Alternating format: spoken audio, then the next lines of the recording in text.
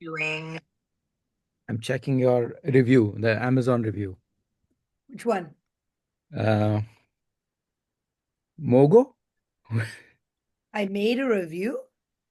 Yeah, I'm doing gym Mongo quiz. show tonight. Recip Cafe in Argyle. I'm gonna get your pho and then have some fun. Get it? It's my favorite.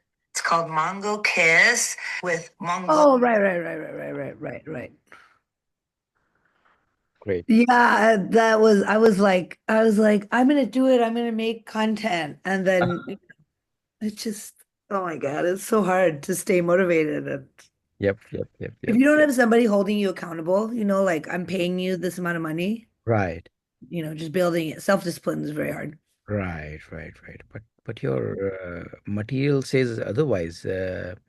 It seems like you have spent a lot of time practicing your craft. Oh, good. I mean, I definitely do. Okay, okay. So take me to the journey. Have we started? What do you mean? Take you to the beginning when Uh, I Through told the a joke? journey when you started doing stand up. I think that, stand up, the concept of comedy, the concept of being funny Right. is, as a woman, as a brown woman, as a minority growing up in the suburbs of the United States, Mhm. or the suburbs of Chicago, then, you want people to like you, but you know that you're already different, Mhm. especially when you're around white people and you just do something where you're like, no, but look, I'm funny, Mhm. so then that they are like, okay, she's not weird, and or she's weird in a way that we like. Like, You know what I mean? Because otherwise the Desi kids are like so academic right. and quiet, and that's intimidating. That's right. So if you're like, don't worry, not only am I not gonna bother anyone with, knowledge, or I'm not gonna help upkeep the status That quo, is cool. like Yeah. if you guys want to cheat off of me, Yeah. fine, then, invite me to your party and let's do drugs together. Right. Yeah, yeah. And when you're young, you see everybody like hooking up culture. I don't, where did you grow up? Pakistan. So there's no like hooking up culture. You know how it is, you know. Mhm. Well, I didn't grow up. I mean, kind of yes and no. Yeah, Like I just know from my parents. My mom's like, your right. dad was like the second candidate for the arranged marriage, Right. That's true. Yeah. and I think it was something like he either made her laugh or something. But the search was short and sweet, and they're nice to each other. But she Right. was like, she's got an older brother and a younger brother, Right. and I have a sister, Uh-huh. so she had more access. She was just like, it was like they were just people. Uh-huh. Boys were just people, and for us it was like boys were like over there and something, and even girls, other people, whatever it is, Uh, we're like, how do I so connect with so your people parents are from Pakistan or India? from India, from Punjab. So Good. for my dad, he was always like, what's the difference? He was very like anti-partition kind of guy. That's right. And especially when it comes to Punjab, the culture is really homogeneous, whether it is on Pakistan side or if we make a cricket team, that will be all Punjabis from Exactly. both the sides. Exactly. And then that becomes the one true religion, Yes, the that's right. cricket. And Yep, that's true. Yeah, so I also faced a similar dilemma over here because I was initially into bookish, satirical stuff, but again, it was too intimidating, and I was not getting laughter until I started telling Dick and Pussy jokes, and then I adopted this Dr. Hawk Thua persona, and now I'm extremely popular among my friends and comedians, fellow comedians, but for the wrong reasons, like you said, that he is not a weirdo, but he is something an outsider, which who has a very unique angle, but is also authentic. And like in your comedy, no holds barred, and adding something to the the diverse flavor of comedy. Yeah.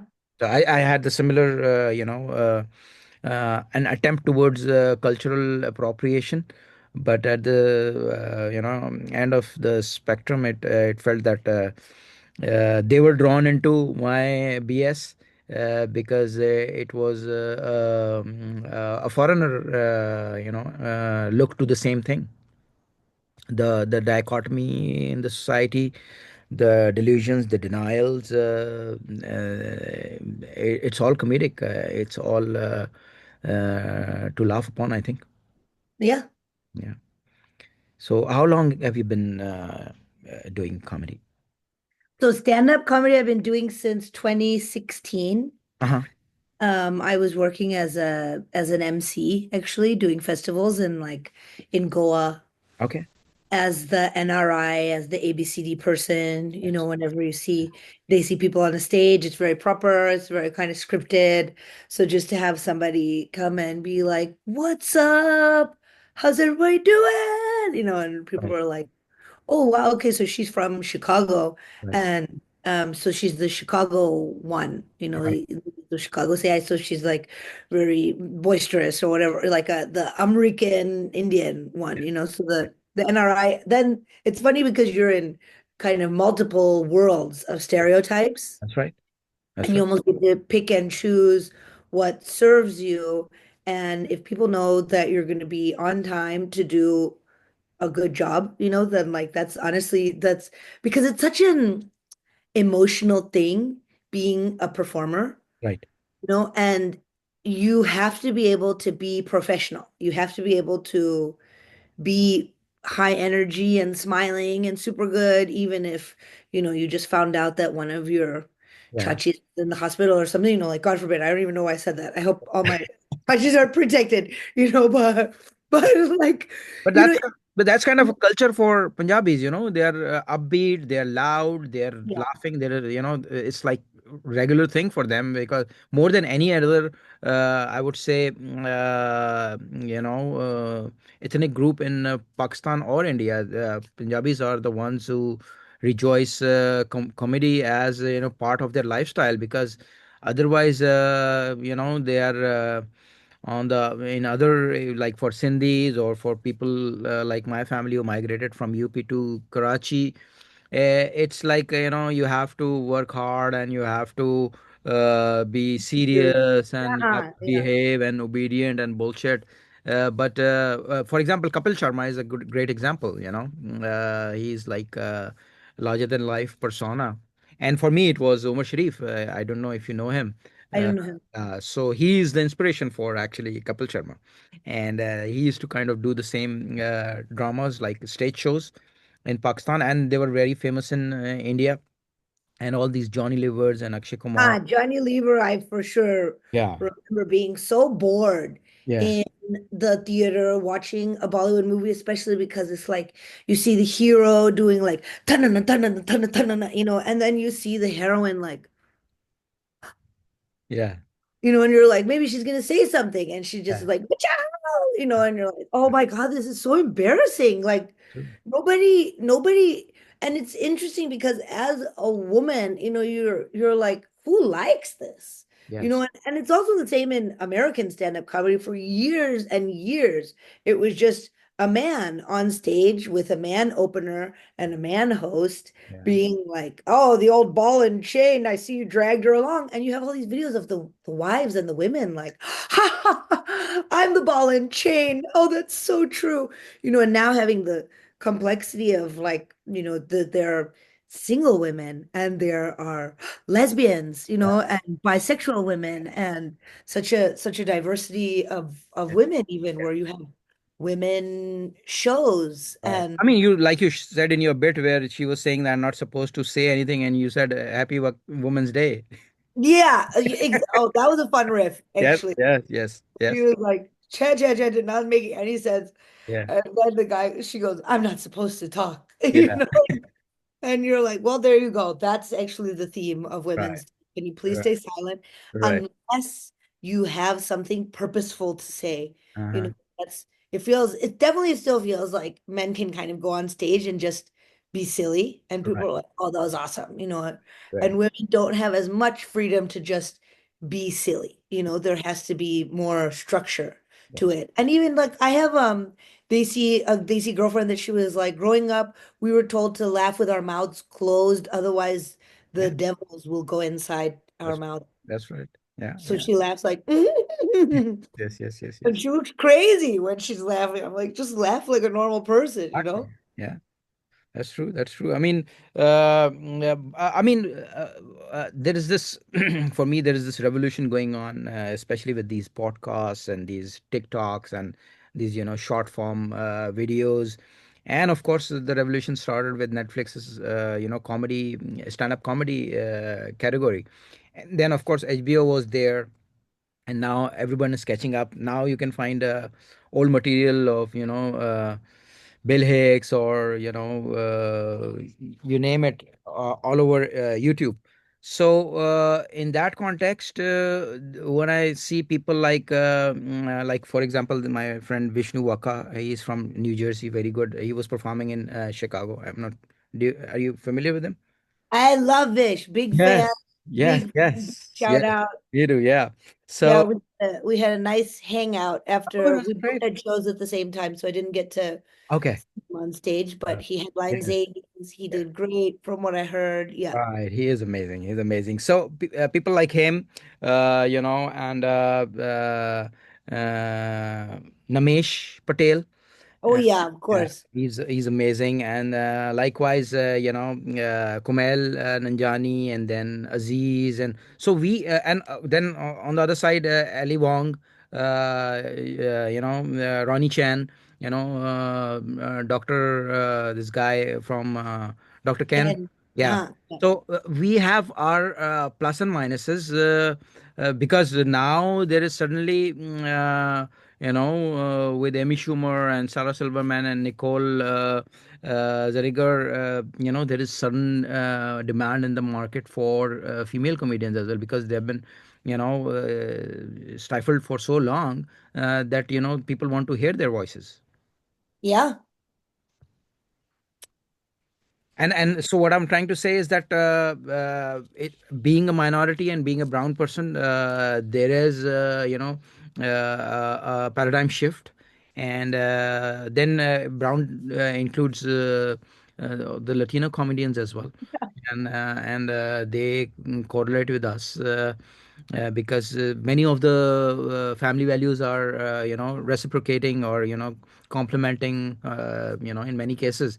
So there is this that commonality factor as well, and then there is an overlap of, since you've been in Chicago, so there's an overlap with the African American community as well, when it comes to the N word, and the comfort level of being on the sidelines, or being in the seen as an outcast, or as a marginalized group. So that brings out a new flavor and a new, I would say, a genre, in a way, because people like, for example, for me, the introduction into stand up was with Russell Peters, and he was iconic, and then I saw him in Dubai two times, and he was, I think, biggest crossover success. Although he's a Canadian, but the entire subcontinent and even Far East can really relate to his material, and maybe like Joe Russell Coy. is the best. Yeah, yeah. So he's, for me, he's like masters in sociology and psychology, or And Russell never, no matter how successful he gets, he, I hope he never becomes, lazy and just becomes like a famous person right, on stage, right. because that's, you work to be somebody who is worthy of being on stage. And then once you cross over and become a famous person on stage, then you can kind of become lazy and Yes. you become like a pundit, and you're just standing up there and you're like, cha-cha, cha-cha, cha-cha. And people are like, Right. because they're just so used to that formula. And Russell, I saw even a few years back, and he was so funny, and he really is having fun. Yes, that's the most important thing. That's the most Because important. for me, it's so boring when people are on stage and are like, oh, I guess I got to tell you losers jokes Mm. since you can't, this kind of irreverent. You'll have an American style too, where it's Hence, like, yeah, yeah, yeah, yeah. well, you guys are dumb and we're so smart. So, there's this talking down to the audience that Right. I don't know if the audience likes it, fine, but I don't like that. I'm more of operating from a place of this is crazy we get to That's do. right. That's right. This is crazy we get to do this. That's And right. Russell looks like he's having the time of his life. He's DJing as well. Yes, yes, yes, yes, yes. And he's so funny when he's DJing. He really looks like he's just like a kid. He's got his big security guards Right, around. right, right. And I said, you should remix your jokes. He hated that. He Yeah. hated that. Okay. Like, how cool would it be if it's like Gonna get somebody hurt like, real oh, bad. real bad. Yeah. That's right. He's That's like, right. "What?" I mean, I'm like, he was selling his merch in Dubai with these this line. So why not put it in a yeah, why yeah. not put it on SoundCloud? Yes, yes. Yeah, yeah. Or somebody might have already done it, or will get an idea with this podcast. I hope so. I hope that you hear this from the podcast and you make that remix and I hear Russell Peters next time I'm at the club Yes, sure. coming on. Yeah, yeah. Maybe we can send it to him, and he will definitely like it as well And because he'll he. be like, damn, Sonal was right. Yeah. So I mean, I totally agree this with this notion that, but I felt his punch a little bit lacking around 2018 when he gained a lot of weight as well, and he went more into crowd material, crowd work, and less of his material. But recent is as he lost his weight, his comedies are back as well. I don't know what the hell is that. His maybe reflexes are now sharper or whatever. Hey, wow, body shaming. I'm not participating. You fatties are fucking funny, man. So his punch is amazing, and again, like you mentioned, that he figured it out. He did not get complacent, and he worked it back, and he got into hardcore observational comedy that he was always famous for. And the crowd work, Yeah. just to be able to hold that information in your head, like I always use, did you ever see Minority Report? I have, yes, I have. Remember with the Tom Cruise movie? If you're Yes, watching the pod, there's a Tom Cruise movie in like the 2000s, and it's yeah, so yeah. cool, it was so advanced. It was like he has to use his eyeball to, Pre-crime arrest, before yeah, committing yeah, crime. Yeah, yeah, yeah, yeah. And he goes into the Gap, and yeah, the store is like, "Welcome, yeah. Jason. We have your clothes and whatever." And he's going like this with all Mhm. these screens. He's Right. going like, choo, choo, choo, choo. Yeah, That's what I feel like when you're doing stand up every day. That's what it's like. that's right. When you're doing it only once every couple of weeks, Right. you're kind of like, oh, I Yes. have something to show you. Wait right here. Let me go get it. Yes, that's Then you true. have to look in the drawer, you have to look in the cupboard. But when you're doing it all the time, it's like you have all of your material like is here and you can just That's right. That's and that when the right. crowd work happens and Russell will say, what do you do? Oh, you're a data analyst. And then he'll come back and he'll be like, what do you think about that, Dad? And you're like, I completely forgot that Right. that guy was there. And Yes. he creates that's any good comedian will create then the feeling of a unique experience. That's Like there's the material, that's but true. then there's these kids, even it doesn't have to be a lot of crowd work, even just Yes, one yes, or two exactly. beats. Exactly. Yes. And that's what Russell was actually known for. And that's what I think made Russell's, because now crowd work has become a genre in its own. There are people like Ian Bagg and Andrew Schultz who just predominantly depend on crowd work, and they know the demographic they are coming to, and they prepare their material around that. So, but like you said, Russell's crowd work was very accurate, very precise, and not overdone, or not over pushed. Just very precise and very accurate and very balanced in the sense that that because he some people are naturally humorous, and Russell is one of them. That he not only has a sarcastic spin on society's dogmas, but he also has a natural desire of flipping, shifting sides. He comes, sometimes he gets on this side, sometimes he gets on the other side. to see. And I think that's a brilliant way to understand the multi-ethnic dynamics as a comedian, because you can push the envelope, and you have the liberty of making it humorous, and then you can go in any which direction. But at the same time, you have to understand that you are representing different people to different groups, you know Yeah. and then you bring in you come into the midpoint, and then you try to understand the stereotypes or the prejudices, or in some areas bigotry as well. And the cross-cultural references can, because even in the beginning, you know, sometimes you do a joke and the people that you assume don't understand the joke Yeah. are laughing. Yes. And I would have a problem with that. I'd be like, why are you laughing? This is not for you. Like if I see Daisies in the crowd, I'm like, what did one pizza say to the other pizza? Right. Pizza Hut. Yes. You've heard this joke. It's like Hey. it's Yeah. DJ, Yeah. Yeah.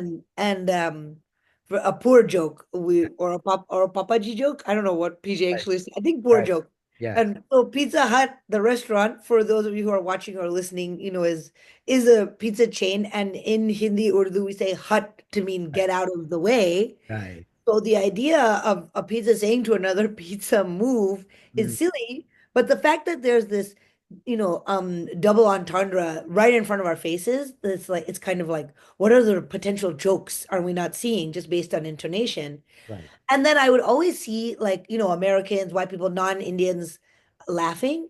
Yes. And then somebody said to me, like, people just are at a comedy show with the intention of laughing. And Yes. they see you being funny. So Right. they're just responding. Sometimes people don't need to understand Right. to find humor. If they're looking for humor, they'll Right. find humor. And I was actually very affected by this. I was like, oh, okay, I need to allow people to have their own Yes. individual experience. Absolutely. And also, not only that, for example, in your style of comedy, it's so much about your, the body language and gestures, and it makes them feel that it is indeed something funny. And the way you deliver jokes, like for example, Pizza Hut thing, it they feel that there is a spin to it, and the way you deliver a joke is also, I mean, half the practice, because anybody can come up with a material, but anybody cannot make it funny. Yeah.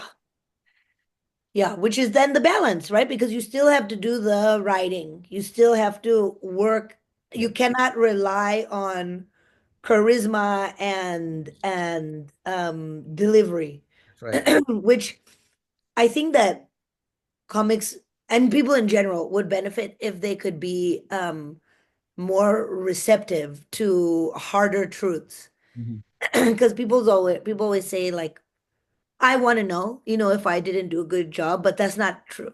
You Mhm. think you want to know if you didn't do a good job, but can you handle the truth? Yes, Can you actually have the emotional resilience to hear, I was hosting an open mic years ago now, mhm. and I was just telling this story about how I got pulled over and it was such a waste of everybody's time. And I was asking a more established comedian, I'm like, how was that? That was fun, right? Mhm. And he just looks at me, he doesn't even smile, and he's just like, how was what? Oh And my. I was laughing at him. I was like, how's my set? And he's like, did you do any jokes? You were just talking.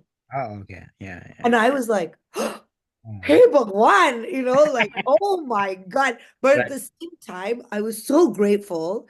And it really stuck with me. It became like a mantra, where I was like, you were just talking. You Right. didn't do any jokes. Right. Whoa, like, what does that mean? Because I think a lot of times the difference between being socially funny and the life of the party, these people that are the life of the party, I think they often will try an open mic or try stand up Mhm. and find they're confronted with the craft That's right. more than themselves. That's right. Everybody has the capacity to learn how to write a joke. That's right. And everyone has the capacity to learn how to deliver That's a right. well-written joke on stage. That's right. But that doesn't mean that you're going to enjoy the process. That doesn't mean that you're going to enjoy telling the same joke over and over again. When I first started doing stand-up, one of my very good friends, he's like, you're so perfect for this because you tell the same damn story Wow. 20 times and you forget. that you've told me this goddamn story 20 times and you tell it with the same delivery. And I'm like, oh, that's offensive and a compliment. That's the problem with comedians, they would always look at the darker side, Bar, same joke, Mama. You've told me this joke. Okay, Right. so then you will enjoy it since you know Yeah. it already. Since you Right. Right. That's true. That's true. But again, I would say that that's part of the craft. I mean, definitely, you need that kind of that's practice, to be able to tell the same joke, at different venues, and even the greats like Amy Schumer does it. Even on different tours, she slides in a joke here and there from her previous material, which is fine because she's just trying to make everyone laugh. But at the same time, I totally agree with you as well. But because we as a comedian, we like to challenge ourselves because, like you mentioned, having joy and having a fun and having a good time is the prime focus. And especially on societal level, you want your company, your troupe, your friends, fellow comedians.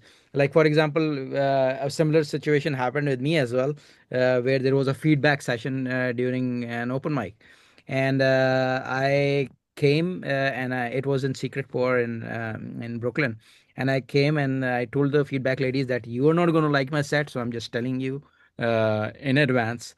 And so because most of my bit was about it was anti woke.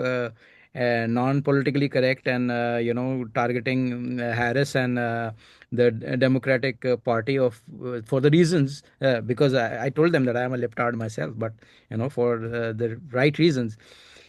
And they obviously she started because there was a Catalan Jenner bit in it, and she started attacking me, like almost heckling me. But I took it really positively, and I appreciate it, and I explained to her, no, that's not very what happened, and of course your heckling is also unimpactful because it's not accurate. I'm talking about something else and you are targeting something else. Anyway, the long story short, at the end they said, do you still want the feedback? I said, yes, why not? So then, one of the two ladies, she explained, that whatever her perspective was, although I don't believe in feedbacks, but I totally endorse your point where you say that, emceeing is not just about stage time or just saying that this is on deck and this is the next one. It's about picking up the entire party, like you said, being the life of the party and uplifting the rest of the comedians, Yeah. you know because the idea is to get the keep the ball rolling, and keep the party going, and yeah, keeping, for example, I was recently, one of my friends, he didn't come, and they said, can you host it? I said, okay, I will host it. So I was putting my material as a stage time in between, relevant to whatever bits were sets were being done. However, it was I didn't know, that you have to actually pick the party as well, lift the party, and be Further down. yes, yes. I was like, just like my material, that you have to hype it up, that this person is, of course, we know what the decorum or whatever the protocol is, but sometimes when you are in that position, you need to figure it out. And I think that's the most beautiful aspect of comedy, because you have to switch your material, keeping in perspective the view, the response, and the type of audience. Yeah. Yeah. And I think, I don't know what background people generally come from, but I was very lucky because I was working as a fire dancer. Okay. I left that for the stability of stand up. And to go from something where, do I have any of my props here? No, they're actually at my neighbor's house, but it's like this big metal stick with like this fabric at the end. It's Kevlar fabric that you dip in fuel and you spin it around and it's like kush, kush, kush, kush, kush. And you as the fire Sometimes you dancer, fill your mouth with that as well. no, that I don't Oh, do the okay. fire spitting Yeah. because digestion starts in the mouth. So if you're putting anything in your mouth, you're basically putting it into your stomach and it's actually super duper toxic. So quick PSA, if you are going to do any of Thank you. that fire spitting stuff, make sure that you clean your mouth immediately afterwards, like do your teeth brushing because I have a friend who was very, very badly injured from the fire breathing. So I was never called to do it. I get that audiences think it's cool. I was at a fire festival in Mexico, and Okay. the wind was such a way that the guy on the stage was spitting fuel all over the first two rows. And we were like, Yeah. oh, ew. So I'm very grossed out by fire spitting, but anytime there's something as big as fire happening on stage, the person who is doing the fire is secondary. Yes. Same with musicians. Right. Same with musicians, where if you have music playing, you can be so far away in the venue, you don't need to know what the musicians look like because you're listening to the That's right. music. That's And right. it's almost like you've seen it when bands, when they try to speak between songs, sometimes, oh my God, they see people can be so intense. Ali Seti, Okay. Yes, I think. Yeah. this The comedian rapper. Yeah. Basuri, no, the singer, this Okay. like very handsome, beautiful, like Pakistani boy with the big chashma. He got a Grammy nomination. Really? Anyway, he was playing at the House of Blues here in Chicago, and he's just like, okay, yeah, agle gana maine, and you would hear people like, please singing, not talking. Oh my God, really? My God. I was like, God forbid I ever have fans like this Wow. that are yelling from the audience. You're like, shut up. Nobody wants to God. hear you talk. Just do your Ghana, please. Next song. And it was so funny, and he's like, "Ba, mere ko kahani." So, he's like, let me tell the story. Right, right, Where right. some people want to hear me speak Yeah. also. Yeah. But anyway, the point is that when you have something as big as fire or as big as music, and you then are taking away elements, so there's just you on stage with your voice, it's still a scary process, but Mm. it's very good training, Right, because you're used to bringing the central focus here, like right, here's the focus, whoosh, whoosh, right, if the fire, and now I'm taking that away, and now it's just me. right. So I feel like I can kind of take my time on stage. Maybe it doesn't feel like that when you're watching me perform. It feels very like kind of, Yeah. but I try to, what's his name? The British guy with the Johnny Carr. Okay. Yes. And Jimmy not Carr. even that's Jimmy Carr. Yeah. Jimmy Carr. He has a book. Um, he has a book. He has a book, and it's a great book. And I listen to the audio book because I read with my ears. It's very advanced. Okay. And it's him reading it. Mhm. So that's really nice. It feels like you're in a conversation with him almost. And one of the things I was most impacted by was he said for as long as he's been doing stand-up, he was maybe 10 years in or something, and he realized he was always on his toes. It Okay. took him 10 years to like relax and actually ground into his heels Right. instead of feeling like, hey guys, please listen to me. Yes. He's like, okay, we're here now. You've made a choice to be with me. Right. So now let's relax. And I think about that a lot. Don't pitch forward, and the audience is there. They've made the decision to be there with you, whether or not they know who you are. So just relax and That's a great point because the thing is going back to where we were before is that yeah, there's this status quo thing and this relaxation factor. What happens is that the current dynamic of how shows are sold and versus because there are only two levels, open mic or shows. huh, So for shows, people have already paid, and then by default they have to laugh. And now the reputation travels, that's a different thing.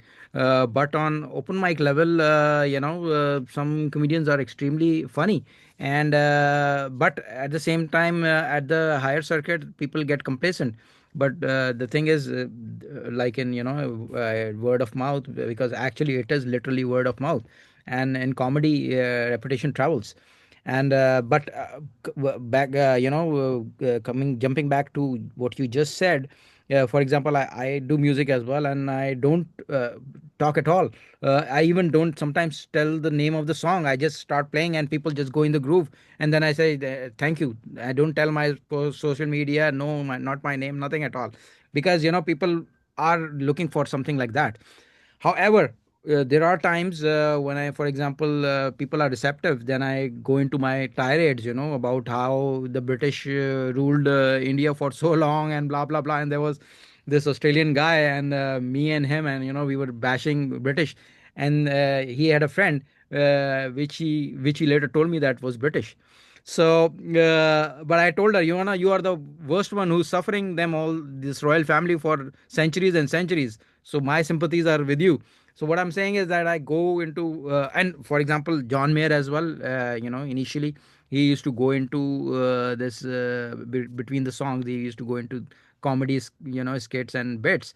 But people really don't like it because they are looking for music right away. And like you said, the main performance, or the main for the reason they're there.